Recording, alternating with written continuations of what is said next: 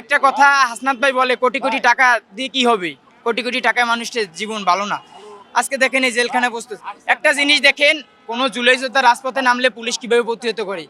আর কোনো এই যে আমাদের আল্লামা মামুনুল হক সাহেবরে যখন গ্রেপ্তার করছিল বা আমাদের আলেম সমাজকে যখন গ্রেপ্তার করছিল, পুলিশ তাদেরকে ডান্ডা বেরি পরাই নিয়েছে। এই যে রফিকুল ইসলাম মাদানি, একটা ছোট বক্তা নামে আমরা চিনি, তাদেরকে ডান্ডা বেরি পরাই নিয়েছে। আর এই আনিসুল, এই নটি দীপুমণি, এদেরকে কেমন জানি ওরা শ্বশুর বাড়ি যাইতেছে গার্ড দিয়ে নে পুলিশ।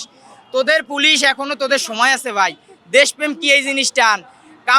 কামরুল ওই যে টাক কামরুল, ওরে একদিন দেখলাম পুলিশের ধুমকি দে, আমি সিঁড়িতে কেন যাব, আমি যাব লিফটে।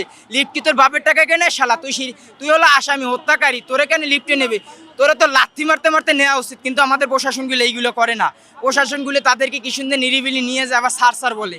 স্যার যদি বলতে হয় যারা জুলাইয়ের শহীদ ফ্যামিলি তাদেরকে বলবি স্যার, যারা জুলাইয়ের পরে এই দেশ নতুনভাবে বিনির্মাণ করা চাইছে তাদেরকে বলবি স্যার।